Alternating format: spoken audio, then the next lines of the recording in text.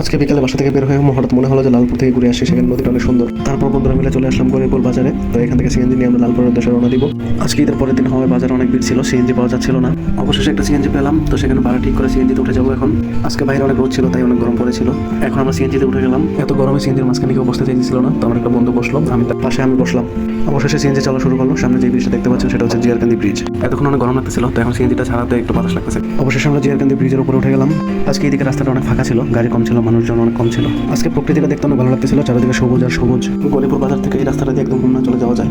Ziarkandi bridge বের হয়ে একটু সামনে গেলে হাতের ডান পাশে একটা স্কুল পড়ে। এটা অবশ্য শুধু স্কুল না, স্কুল অ্যান্ড কলেজ। স্কুল বের হয়ে একটু সামনে গেলে হাতের ডান পাশে একটা রাস্তা পড়ে, সেই রাস্তাটা চলে গেছে লালপুরের দিকে।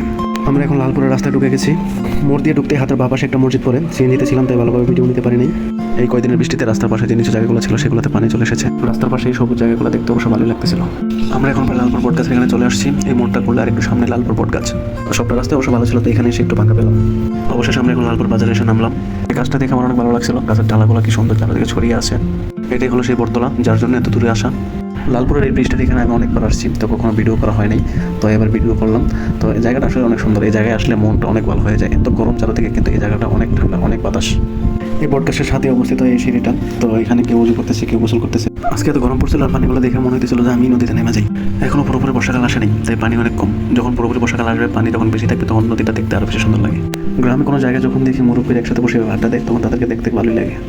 এখানে মুরব্বীদের পাশাপাশি আর অন্যরাও ছিল। নদীর পানি দেখে গোসল করতে ইচ্ছে করতেছিল, কিন্তু গোসল তো করতে পারবো না, তাই একটু পা ভিজিয়ে নিলাম। বটতলা অনেকক্ষণ থাকার পরে মনে হলো যে লালপুর যেহেতু আসছি, লালপুর ব্রিজ থেকে একটু ঘুরে আসি। তো লালপুর ব্রিজে যাওয়ার পরে দেখতেছি একটা মাঠ, সেই মাঠে ক্রিকেট খেলা হচ্ছে। এটাই হচ্ছে লালপুর ব্রিজ। এখন ব্রিজে উঠতেছি। ব্রিজটা রাস্তা থেকে একটু উঁচা ছিল, শরীর ক্লান্ত থাকার কারণে এতটুকু উঁচা জায়গা উঠতে অনেক বেশি কষ্ট হইতেছিল। ব্রিজের উপরে উঠে গেলাম। এটা হচ্ছে ব্রিজের উপরের দৃশ্য। ব্রিজটা মোটামুটি বড়ই ছিল, তো ব্রিজ থেকে চারপাশের দৃশ্যগুলো দেখতে আরো বেশি ভালো লাগতেছিল। নদীতে যদি আরো বেশি পানি দেখতো তাহলে আরো বেশি সুন্দর লাগতো।